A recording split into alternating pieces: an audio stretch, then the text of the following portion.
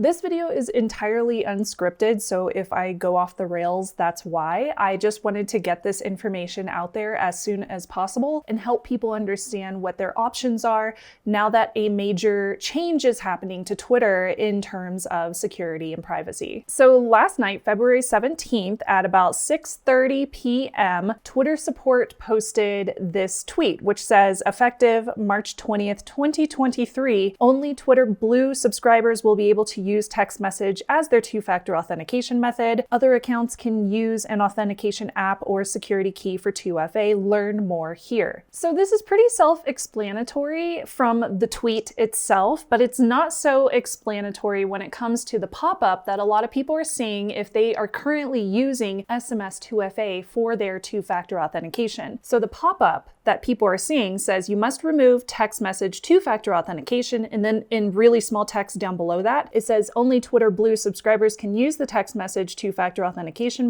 method. It will just take a few minutes to remove it. And then it says you can still use the authentication app and security key methods. Learn more about two-factor authentication. They have a link there. To avoid losing access to Twitter, remove text message two-factor authentication by March 19th, 2023. And then you get two options down below that say either get started or skip for now. Now we know from experience with working with non-techie folks that a lot of people just skip the terms, or they will skip the small print, or they may not even read it. So the way that they are posting that pop-up really skips the entire process of saying like, hey, you have other options, and just says you have to remove this, get started, or skip this for now. So us as cybersecurity educators, we're people that want to teach other folks how to protect themselves online. A lot of people in that community are looking at this and saying, oh, this is totally fine because SMS 2FA is very insecure, which it is, and you should definitely use an app or a YubiKey or a hardware key instead. But the problem is the app and the hardware keys are a lot more convoluted, and they take a lot more education to understand how to use them. They're a lot more confusing to set up, and they're not as convenient as just getting a text message that is pushed to your phone, which is why you find that most people still just use text SMS if that is the default option. And for a very long time on Twitter, that was the only option that people had. It wasn't until much later that they added app-based authentication, and most recently was hardware keys. So a lot of people don't even know that these options are available. And this is a bit of a side note, just in my opinion, when it comes to talking about cybersecurity and trying to educate people who are not in the tech universe like we are constantly. They may not know that these changes take effect, so they don't even know that these options exist in the first place. So if you write a prompt that says your option for 2FA is getting removed soon, and then you just put it in teeny tiny little text down below there, hey, there's other options, then it's likely not a lot of people are going to read that. When you write your Twitter support tweet for people who are already kind of understanding of how this technology works, then it makes sense. But if there's a lot of people who use your platform who are not into cybersecurity, or they don't necessarily understand how to set up 2FA in the first place, and maybe they just did this because it was the best option at the time 7 years ago, then they're not going to understand exactly what this means. And because of that,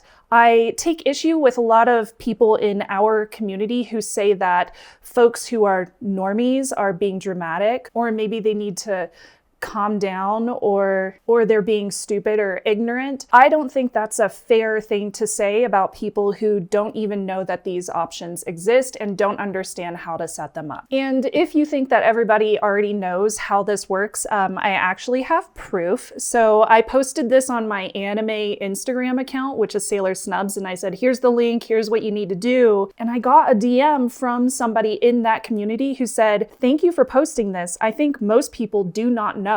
I also went through the trending tab on Twitter to see if other people did not understand what was going on here, and tons of people they don't understand that there are other 2FA options that are completely free, so you wouldn't have to sign up for Twitter Blue. For example, one person tweeted, and I did blur their name because I don't think that they are at fault for having this understanding. They said, only paying Twitter Blue subscribers can use 2FA. What in the Orwellian hell is this? That's an understandable tweet given the circumstances. I understand why they tweeted that. Another person said, and this is kind of something that I more so agree with, everyone read that being forced off SMS 2FA unless you pay for Twitter Blue is dog stuff. The cope of SMS isn't as secure as authentication app, so Elon is actually saving us, is trash. If it's so insecure, why paywall it for only Twitter Blue subs instead of phase it out entirely? Now, that's a wonderful, wonderful comment in my opinion. And the reason why I feel that way is because I've done videos on other companies over the years on my ThreatWire show on the Hack5 channel where companies have phased out SMS 2FA and they have offered a different option free of charge, and you can just sign up for that and switch to it entirely. And they do that phase out over a process of time so people have time to switch over. Now, we are also getting that phase of time from Twitter, but the way that they are handling it makes it sound like you have to pay $8 per month in order to have security on your accounts. And if you don't know these other options exist, then I worry that a lot of people are going to assume that that's the only option. And when it comes to income disparities and security, I don't believe that security should be paywalled. I do believe that it is our job as techies, as cybersecurity folks, as educators to actually educate, empathize, sit down with people who may not understand how these things work and ask them questions in order to get them the right answers. And that's not only something I've learned from being in journalism classes way back when I was in school, but it's also something that I have learned to better myself as an educator. So it's something that I'm very passionate about. And I want to make sure everybody watching this video also understands how to set up more secure two-factor authentication options on your own Twitter accounts in case you can't afford $8 per month for Twitter Blue. If that's just not something that you can afford at this time to keep your SMS 2FA. I do think that it's a little presumptuous whenever us techies, us nerds, just assume that everybody is going to understand how to switch over to these other two-factor authentication platforms whenever their SMS option is no longer in existence. When you have cities, you have emergency response mechanisms, you have weather-related Twitter accounts, you have public figures, you have journalists, you have a lot of very, very important profiles using Twitter to get word out, which is so much more important in this day and age when a lot of people, quite frankly, don't use cable anymore to get the news, or they don't use Facebook pages anymore to know what's going on in their local community. They use Twitter. So if those kinds of Twitter accounts do not understand how to protect themselves properly, and they're just told, hey, this thing is going to get canceled in a month, so you have to upgrade to Twitter Blue or you lose it, and then in teeny tiny text it says, oh, but you can also use the other options, that's not being very clear to the most people on this platform that you could possibly be clear to. So with all that said, you do not have to pay for Twitter Blue to use better security. You do have options that are free, completely free, that you can upgrade to that are better than SMS two-factor authentication, but also have nothing to do with Twitter Blue and are just an option that Twitter has had for several years now. So I did do some screenshots. I set up a brand new Twitter account just so I could screenshot this today. So all of these screenshots are from today, February 2023. So you can actually run through this entire process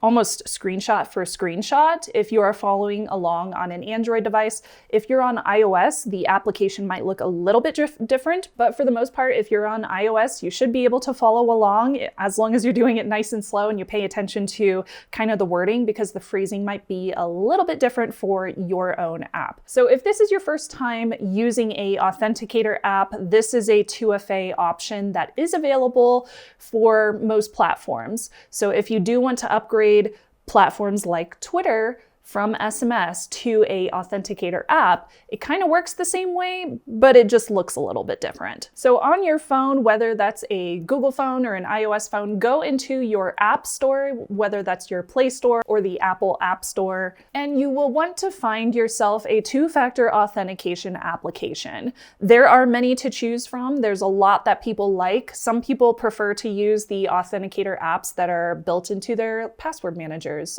That's fine. I prefer to separate the two, but if you want to use that, if that's more convenient for you, then that's fine. I really like Google Authenticator and Twilio's Authy. Those are generally the ones that I would recommend. Both of them are completely free and they work with many platforms. So you will want to go into your Play Store, install one of those applications, and set up your account in that app. So I do have screenshots disabled in my application, but I can kind of show you a few of the little things that you will find in a authenticator app. So instead of having those 6-digit codes that are sent to your SMS, your text messaging app, and show up as a new text message, what you will get are codes that show up in this application. So I'll just show you one of these as an example. I'm covering up the email information for this account specifically, but you can see that it gives me this 6-digit code inside the application, and that code will switch every 40 seconds or so.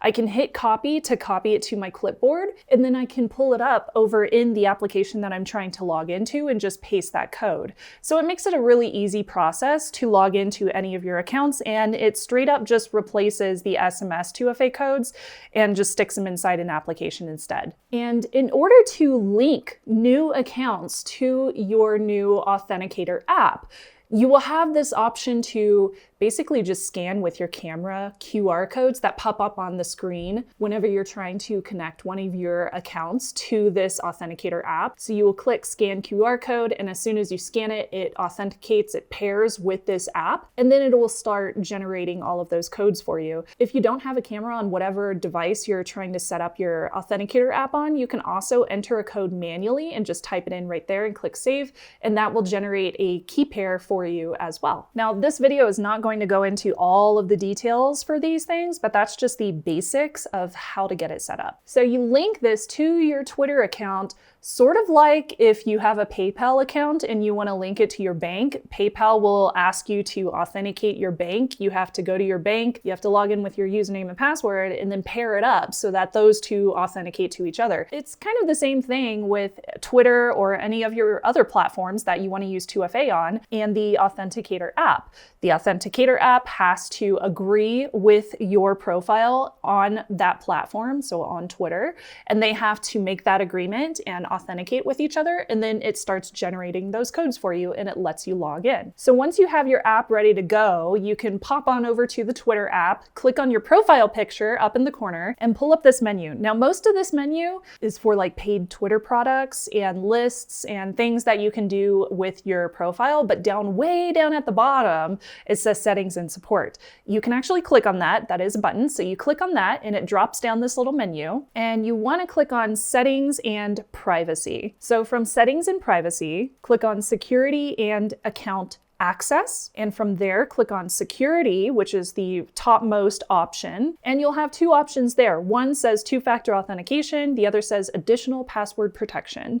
I would recommend turning on additional password protection if you haven't already, but we're going to click into two-factor authentication. Now first, if you've never looked at this screen before, you probably have all of those disabled. So you can skip over text message since that's going to be removed for free accounts anyway, and you can look at authentication app or security key. So what does all this 2FA stuff mean? Well, if you don't use 2FA right now, when you log into Twitter, you just have to type in your username and password, hit login, and then you log in. If you do use 2FA right now, when you log into Twitter on some new device, you have to type in your username, your password, hit login, and then on a secondary screen, it will ask you to type in a 6-digit code or plug in a little key. And that code does change, so you have to make sure that you're putting in the correct code each time time, or you won't be able to log in. If you currently have SMS 2FA turned on, you know how to get a text message with a code from Twitter. It just generates as a text message for you, and it gets copied and pasted into the Twitter app, and then you can log in. The app just basically replaces that code. You still have those codes coming in, they just come from a different place. And yes, there is some technical jargon about like where these apps are actually generated, whether that's on your device or through the text message, and there is some other jargon about protocols and stuff, but I'm not gonna get into all of that here because I wanna make it as simple as possible. So turn on that little toggle switch next to the Authenticator app and just follow the on-screen directions to link it to your new Authenticator app. Once you have these two apps linked, your codes will go through the app instead of being sent to you via SMS. You will have to either scan the QR code or type in the key into your app for it to register your Twitter account into the Authenticator app. But once you do that, you're ready to go. Now, just like here on my Pixel 7 Pro, I don't have to log into the Twitter application every single time I open the Twitter app. I can just get on the Twitter app without typing in my username, my password, and my code every single time. That would be a huge inconvenience if you had to type in your 6-digit code every single time, and luckily you don't have to do that. Once you set it up on a known device, it kind of registers that device until you log out of your Twitter account manually or you get a new device. So like I just got this new Samsung phone and I will have to type in that code on the Samsung phone because Twitter and Authy don't know that this phone exists in my possession. So they're gonna have to re-authenticate me on this new device. But that's only gonna happen once until I manually log out or I erase all my data off of that phone. This is extremely important though if you log into Twitter via like a school device or a library or a work machine or something like that, where maybe your information gets removed every single time you log off that machine. You will have to put in that code every single time you log back in. Now, if you want to take it a step further, you totally can. You could use one of these USB sticks. Oh my God, my new camera automatically autofocuses so much better. Look at that beautiful YubiKey. Ugh, that's amazing. So this USB stick takes the place of the codes where you only have to like plug it in and then click on the little gold piece in the front and then you're logged in. So you don't even have to copy and paste a code. I think that's more convenient, but a lot of people don't because it's another device that you have to carry around. So once you are all set with connecting the application to your Twitter account, you will end up on this page that says you are all set and you can click done. But before you do that, it's going to show you this special little code called a backup code on the screen. What you want to do with that code is either write it down or copy it into a very secure, like digital format somewhere that is saved and encrypted. For most people, I would just recommend writing it down and putting it in a safe or somewhere that's very secure where you won't lose it. You would only use this backup code if for some reason you lost your phone, which would then in turn mean that you also lose access to your Authenticator app. If you keep your phone on you all the time, chances are you will never have to touch that backup code. But if for some reason your phone gets stolen, it gets lost, you don't have access to that Authenticator app, you don't know how you can log into Twitter again, you have those backup codes. And that will keep you secure, but it will also keep you safe from losing your account. And back on that settings page where you first enabled 2FA, if you lose your backup key, you can always generate new ones as well. So I am sure that Twitter's incentive here is costs associated with sending out SMS-based messages all the time. That can get expensive for a business. SMS is also the least secure option. So this may be a way for them to incentivize people to move on to more secure options. But the way that they are rolling it out, I feel is not a very good way of doing it because a lot of people are just going to assume that 2FA is no longer possible unless you pay for Twitter Blue. If there's anything that history has taught us, and I have been educating folks on security and privacy since 2008 in my family, but also like keynoting at conferences and stuff too, it's that it's incredibly hard to get people to use applications or hardware keys. So I really hope that this video kind of walks you through the process and shows you how easy it is to set it up. I really don't want people to just disable two-factor authentication when they have other options available and they think from Twitter sending out these prompts that they don't have any other options. You really do, but Twitter has never been very good about posting that information in a lot of different ways. Unless you follow like their Twitter support, support, how would you know that those options exist unless you go into your security settings? And honestly, a lot of people, once you set up your Twitter account, it's very rare that you go into those settings. So if you set up your account years ago, you might not even know that those settings exist because they didn't exist a few years ago. So thank you for watching. I hope it wasn't too ranty. Sorry this wasn't scripted, so it's kind of long, but hopefully it was easy enough to follow along with. I tried to make it succinct and detailed at the same time. And this isn't to harp on any of my fellow cybersecurity nerds out there. I mean, we're all nerds, and I feel like a lot of times we end up in these kind of echo chambers, especially when we just follow other cybersecurity people on Twitter or on Mastodon or wherever everybody is nowadays. So I think it's easy to lose that perspective that a lot of people aren't ingrained in this technology every single day. There's a lot of people who have full-time jobs that have nothing to do with cybersecurity or nothing to do with technology, and they might not spend that much time on here, but in my opinion, their accounts are just as worthy of protection as ours are, and I will die on that hill.